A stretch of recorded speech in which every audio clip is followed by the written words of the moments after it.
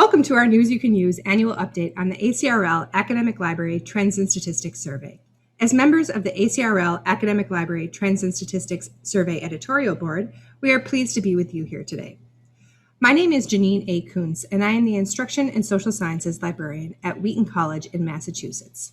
I am joined by my editorial board colleague, Jeannette E. Pierce, the Associate University Librarian for Research, Access, and Instruction Services, as well as Interim Associate University Librarian for University Archives, Special Collections, and Digital Services at the University of Missouri. Thanks to all the good work of our partners at Counting Opinions, data from the 2019 survey is available online through ACRL Metrics and for purchase in print through ALA editions. The survey consists of 3 sections: the iPad's Academic Library component, additional ACRL statistics questions, and the trends questions developed each year by the editorial board around hot topics in the profession. This year, libraries completing the survey will also have the option to complete a 4th section focused on facilities. You will learn more about this new survey later in the presentation. The survey period is open from September through February each year to align with iPad's data collection. In fact, those who complete the survey can transfer their iPad's responses directly to their campus IR office. In today's presentation, we will go through some findings from the 2019 survey, organized in a way to demonstrate how to use the data. We'll go through examples of how to use ACRL metrics to conduct peer benchmarking, and highlight results from the 2019 Trend Survey on open educational resources, as well as discuss changes to the 2020 survey, how you can participate in the survey, and information on the new facilities survey. Thank you again to everyone who participated in the 2019 survey as well as prior years. We are pleased to share that response rates have improved over the past 5 years, with 51.6% of U.S. libraries responding in 2019 compared to 48.2% in 2015. The ACRL survey is the largest of its kind, offering the most comprehensive picture of the impact academic libraries generate through their staffing, teaching, collections, and beyond. The data facilitates effective benchmarking, assessment of impact over time, tracking of new trends, and demonstration of academic libraries' value. Today, we'll share a snapshot of the 2019 data, largely organized by Carnegie class, to provide a larger view of what is happening in the profession. Subscribers to ACRL Metrics have an additional option of creating custom peer groups for more detailed benchmarking and discovery. Survey data we are presenting represents the services, activities, staffing, and budget of libraries in fiscal year 2019. While recognizing that the ACRL survey data does not paint a complete picture of how libraries support their institutions, we do hope to demonstrate how the survey data can be used effectively to provide evidence of success and to benchmark with peers. The ACRL standards for libraries in higher education, hereby referred to as the standards, provide a framework for looking at library incomes within the context of higher education priorities. The standards identify performance indicators organized according to 9 principles: institutional effectiveness, space, collections, external relations, discovery, educational role, professional values, management, administration, leadership, and personnel. They can be used collectively or individually to demonstrate impact and document contributions of libraries. For this presentation, we've mapped the 2019 survey data to 5 of the 9 principles, with the exceptions of institutional effectiveness, space, professional values, and external relations. This information will also appear in an article authored by Jeannette and myself in the upcoming February issue of CNRL News. In that article, we map survey results to an additional principle, professional values, as well as an additional indicator of the collections principle. Each principle in the standards features several examples called performance indicators, centered around the theme of the principle. The performance indicators provide a clear statement of how to determine your library's effectiveness of the given principle. The educational role principle measures how libraries partner in the educational mission of the institution to develop and support information literate learners who can discover, access, and use information effectively for academic success, research, and lifelong learning. One such indicator for this principle is library personnel collaborate with faculty and others regarding ways to incorporate library collections and services into effective curricular and co-curricular experiences for students. One way to measure library personnel engagement with faculty is to look at the group presentation data. The table on this slide compares the 2019 survey data with the responses collected in 2018. While the average number of total presentations to groups decreased for both doctoral and master's institutions, both baccalaureate and associate's institutions saw increases of 4.5 and 0.5% respectively. These numbers would indicate that both baccalaureate and associate's institutions have, on average, taken steps to increase their collaborations with faculty, while master's and doctoral institutions have, on average, decreased this work in their libraries. Survey data allows us to delve deeper into this data by looking at the format of the presentations. In this case, we can focus on digital presentations. While overall, master's institutions reported a decrease in collaborations, they still reported the highest number of digital presentations on average, with 132.7 per institution in 2019. Associate's institutions followed with 31 digital presentations on average, doctoral with 27.8, and baccalaureate institutions with 4 digital presentations on average per institution. Compared to 2018 survey responses, digital presentations on average slightly increased for doctoral institutions at 0.2%, but decreased for all other institutions. Most significantly, baccalaureate institutions at 53.8%. Available infrastructure and campus needs may account for the differences among institution types and how they collaborate with faculty. This data represents activities prior to the current pandemic. We suspect that the number of digital presentations will increase for all institution types in the 2020 survey. Circulation and usage data can also be used as evidence of collaboration with faculty by helping us understand whether faculty are requiring students to use a variety of library resources. Across all institutions, e-serials were the most used library resources, followed by ebooks and physical items. It is no surprise that doctoral institutions lead the charge with the number of checkouts for all items, as they tend to have higher student enrollment and research activity. Looking across all institutions, we can see usage trends over the past 5 years. Physical material circulation is down an average of 32% regardless of institution type, whereas both ebook and e-serials show increased usage at 4% and 7% respectively. This data demonstrates the changing nature of how library collections are used in the classroom and campus environments. Libraries may want to compare their own 2019 data to previous years to see trends in the use of their own collections. ACRL metric subscribers can also create custom groups for peer benchmarking. The discovery principle highlights the work of libraries to enable discovery of users of information in all formats through effective use of technology and organization of knowledge.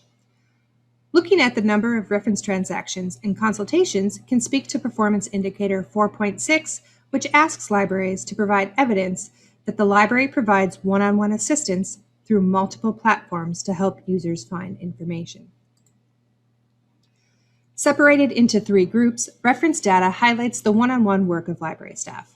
In 2019, academic libraries recorded a grand total of 8.4 million reference transactions, 1.4 million virtual reference transactions, and nearly 700,000 one-on-one consultations. Focusing specifically on consultations, over the past 5 years, the average number provided by master's and baccalaureate institutions have remained steady, while associate's institutions have increased and doctoral have decreased. Libraries can compare their own data to that of their Carnegie class to benchmark their services and efforts to measure this performance indicator.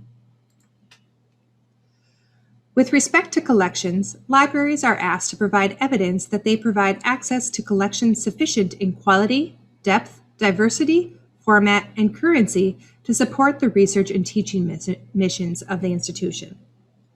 Looking at the size and usage of digital repositories is one way to show that the library builds and ensures access to unique materials, including digital collections. Academic libraries continue to expand open access to collections through their digital repositories.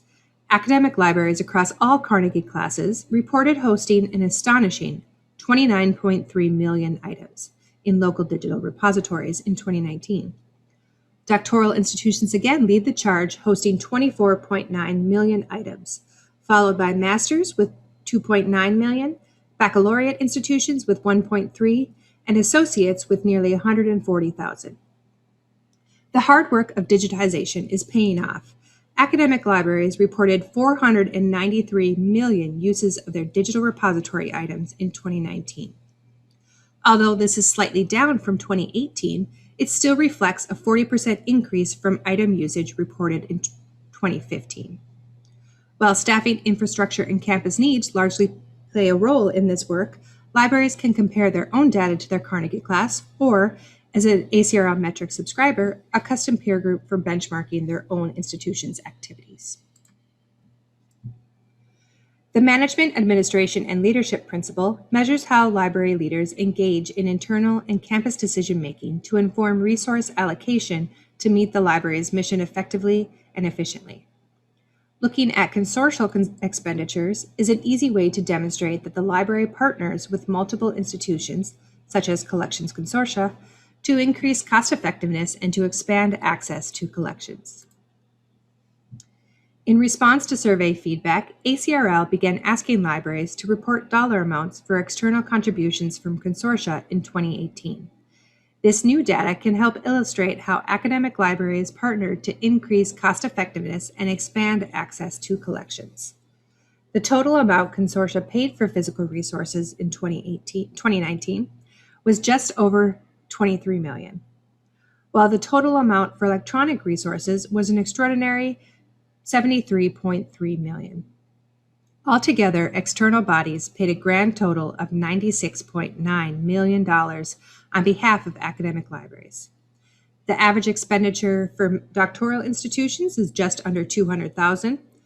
It was around $176,000 for master's institutions, $56,000 for baccalaureate, and just over $78,000 for associate's institutions.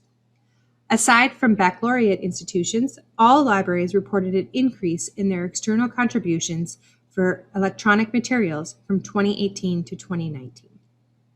Effective partnerships benefit both the library budgets and access for users.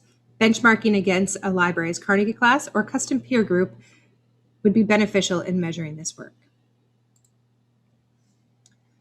With respect to personnel, libraries are asked to show evidence that they provide sufficient number and quality of personnel to ensure excellence and to function successfully in an environment of continuous change. Under this principle, Performance Indicator 8.9 measures whether library personnel are sufficient in quantity to meet the diverse teaching and research needs of faculty and students. Determining whether the number of library personnel is sufficient and meets the needs of users can be difficult. ACRL survey data provides one way academic libraries can do this by looking at staffing with respect to enrollment. The table on the slide combines this data to show a ratio of the number of students FTE per library staff FTE on average per institution type. This is across the last 4 years. While enrollment numbers have remained somewhat consistent since 2016, the number of library staff have decreased across all institution types. You can determine the ratio at your own institution with survey data to see how it compares to the average in your Carnegie class. Survey data can be used for more than benchmarking by an individual institution. It can also help researchers study trends across the profession. Another way to organize enrollment and staffing data is to view enrollment across each Carnegie class over the past 4 years with the total FTE employed by all library types. We can see here that as enrollment numbers are overall on the rise, the number of library staff have not kept up to the demand and need. This data may indicate that it is not an individual institution or Carnegie class phenomena, but rather an overall trend in the profession. While there are likely additional factors at play, this may suggest the need for more research on how the ratio of students to library staff correlate with the educational engagement of library staff with faculty and students. Now I'll turn it over to my colleague Jeannette to discuss peer benchmarking, the trends questions, and how you can participate. Thank you, Janine. The findings we have shared with you thus far are all from the summary data that is freely available to each institution that completes the survey. Subscribing to ACRL metrics allows libraries to create reports from the full ACRL dataset from 1998 to the present. Access to this full dataset allows libraries to use data for customized peer benchmarking. Note that the data contributed to the ACRL dataset is available just a few months after the data collection closes, making the academic library IPED data collected in the survey accessible sooner than it would be if only contributed to IPEDs.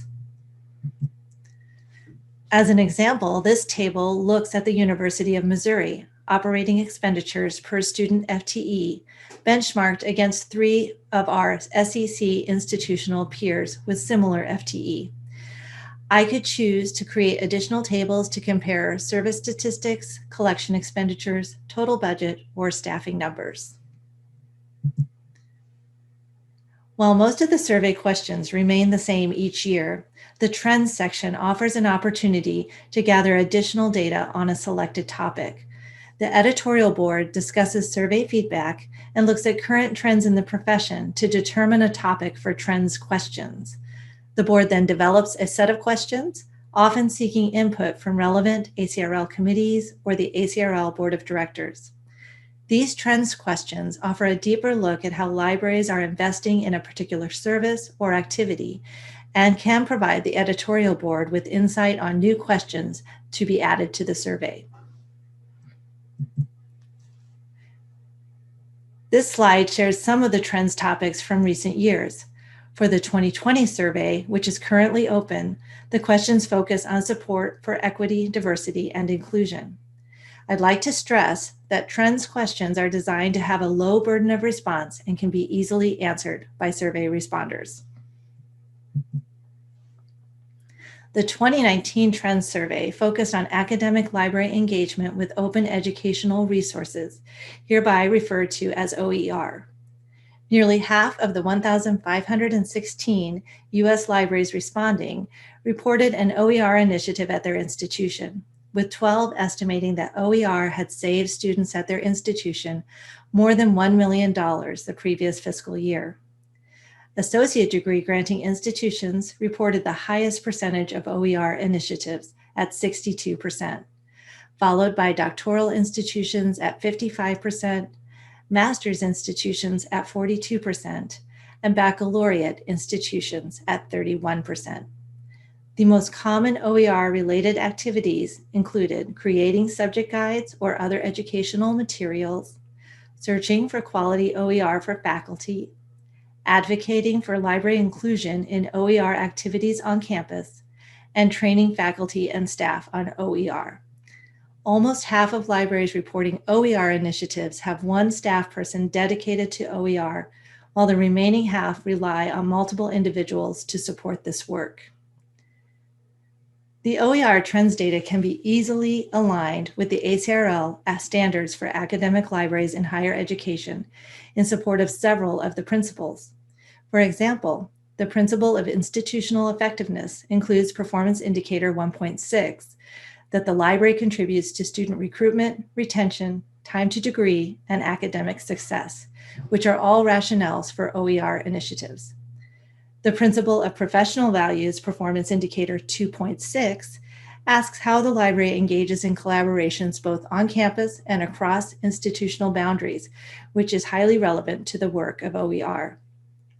The principle of collections includes several performance indicators that are relevant to OER, including performance indicator 5.1, that the library provides access to collections aligned with areas of research, curricular focus, or institutional strengths.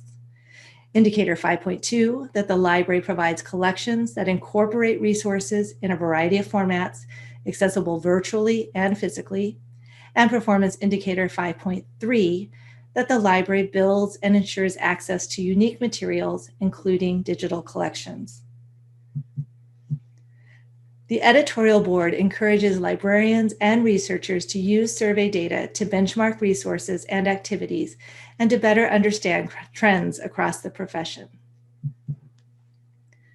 Survey participants receive a link to the summary results by Carnegie classification within a few months of the survey closing date. In addition, ACRL publishes a print edition of the complete results, which is available through the online store. As mentioned earlier, ACRL works with Counting Opinions to provide subscription access to all ACRL survey data from 1998 to the present. For more information and pricing, you can visit acrlmetrics.com. One of the responsibilities of the editorial board is to review feedback from survey responders and consider changes to the survey or the survey instructions, as well as suggestions for the trends survey. The 2020 survey, which opened in October, includes the following changes. The board revised the instructions to include new definitions approved by IPEDS. The revised definitions apply to digital electronic serials, total digital electronic circulation, counter-release 4 usage, e-serials usage, and clarification on how to report the number of branch and independent libraries. The 2020 survey includes some new questions developed by our editorial board in light of the COVID-19 pandemic and in response to feedback we received in the 2019 survey. We're now asking libraries to report the number of and attendance at asynchronous presentations, as well as questions about libraries' closings and limited occupancy due to COVID-19. Finally, the board is pleased to partner with the ACRL Core Interdivisional Academic Library Facilities Survey Editorial Board to add a section to the survey that is focused on facilities. You will learn more about this exciting initiative in just a couple of minutes.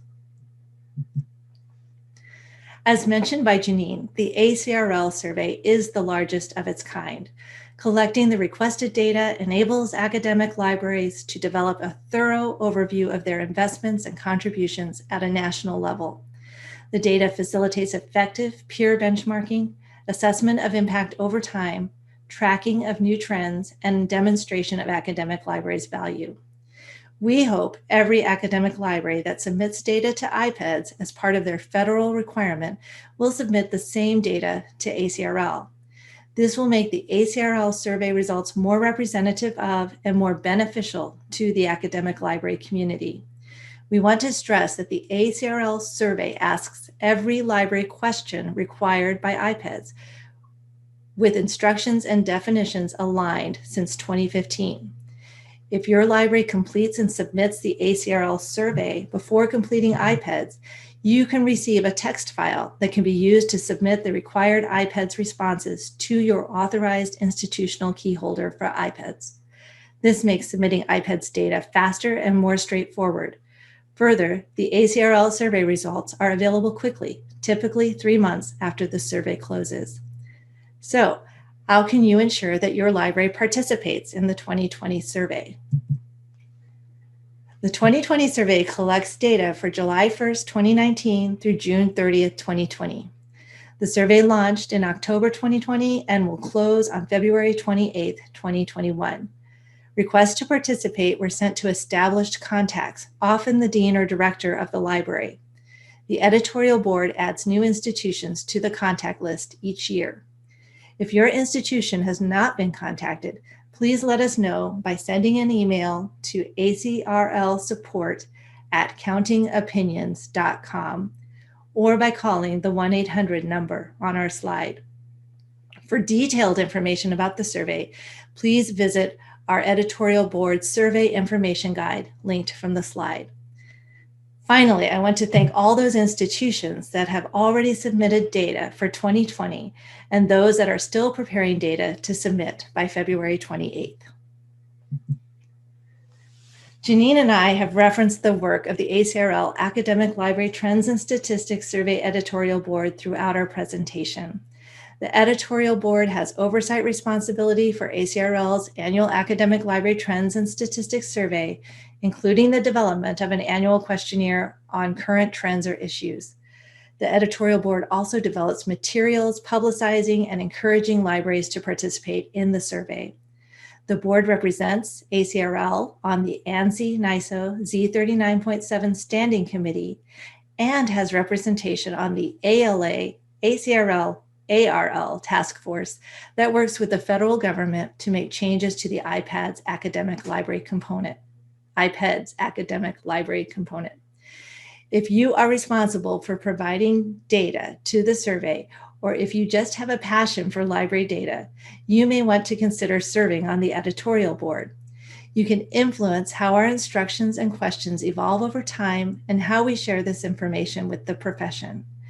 It is important for the board to represent all types of academic libraries, and we want to especially encourage librarians from undergraduate colleges and community colleges to volunteer.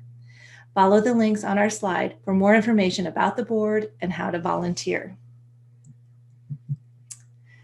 And now I am excited to welcome Dr. Anne-Marie Casey and Eric Kidwell, who are joining us to tell us more about the new facilities survey. Thank you, Jeannette. Let me first introduce myself and Anne. Anne-Marie Casey is the Hunt Library Director at the Embry-Riddle Aeronautical University Library and is the co-chair of the ACRL Core Interdivisional Library Facility Survey Editorial Board. She's the ACRL co-chair. I'm Eric A. Kidwell. I'm professor and director of the library and Title IX coordinator at Huntington College, and I am the core co-chair of the Interdivisional Editorial Board. So I'm going to start off first just giving a little bit of background information about this new facility survey, and then Anne will take over and give a little more detail about what the survey looks like, how it's developed, how it's being implemented. So why a facility survey? ACRL for a number of years has consistently received requests from librarians and architects and designers asking if there is national level data on library buildings, both new construction projects and renovations. And the truth of the matter is, and perhaps surprisingly, there isn't any such data that ACRL has been able to share or even have a list of successful library projects to direct people to with contact information. So at ALA Chicago in 2017, at the meeting of what was then called the ACRL LAMA Interdivisional Committee on Building Resources, which is now the Interdivisional ACRL Core Editorial Board, Chair Frank Allen shared that ACRL had asked the committee if it would be interested in exploring the development of a National Library Facilities Survey. The committee agreed to take the lead in the development of such a survey, believing that library as physical space remains very important to all of us, or certainly the vast majority of us, and that national level data for benchmarking and future planning would benefit the academic library field. The other thing the committee, now editorial board, does is maintain a research guide, which is in LibGuide format, for librarians, architects, and designers on library facilities. And on this slide, you see the link to that resource guide. Here you will find information on library building construction, space design, green buildings, security issues for library building projects. There really is a wealth of information here, and we would certainly encourage you, if you have any need or just interest in library building projects and renovations, to take a look at this research guide.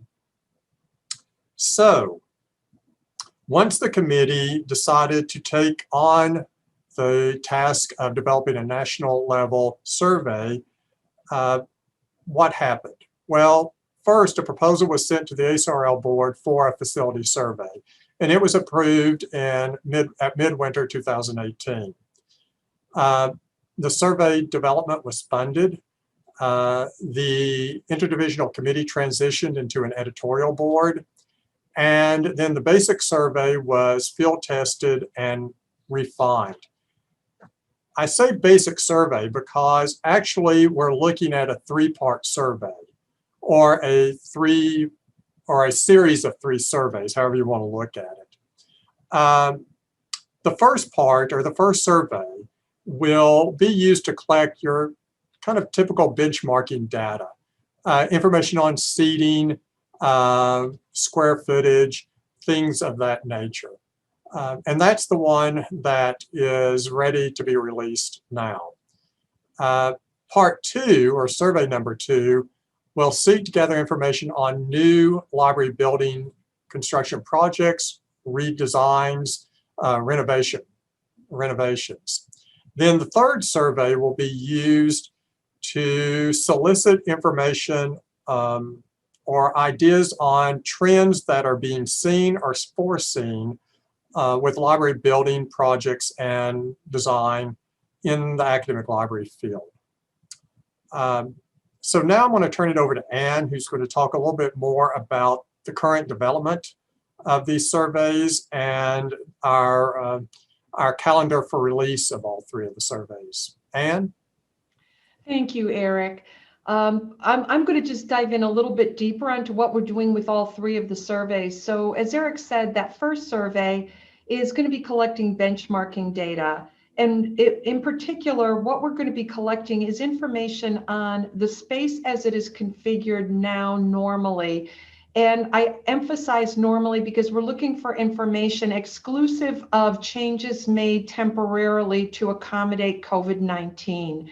So we'll be looking for square footage of the space defined as the library space, number and types of seating, areas where staff reside or work in particular. Counting Opinions will be pre-populating the survey with any information from the trends and statistics data that both surveys share in common, such as the hours of opening of libraries. This basic survey is all ready to go out, and the link to it is being forwarded beginning this month, January of 2021, to libraries that have already submitted the 2020 Trends and Statistics Survey. Survey number 2 is dealing with space repurposing in the past year. So what we'll be looking for in this survey is any facility in the past year that's increased or decreased their facility space in any way, reorganized service points, or made changes to collections or staff space. We're expecting to deploy this in the fall of 2021. And then finally, the third part of the survey is looking at future planning. We're asking libraries to tell us what they plan to do over the next 3 years. Will they be increasing or decreasing their space or making changes in any way, adding new departments to the library or eliminating departments? And we're also going to be asking libraries in that survey to tell us what they think their needs and their priorities for space will be over the next 3 years. That will also deploy in the fall of 2021.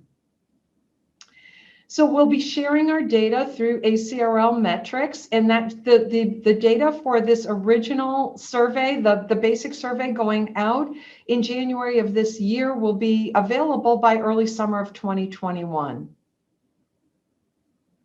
So for more information on the facility survey, please contact me or Eric Kidwell.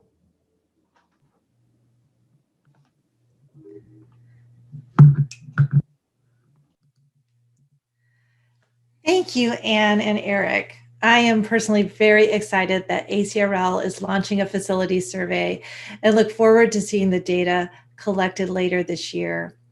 I want to thank everyone who has taken the time to view our News You Can Use program today.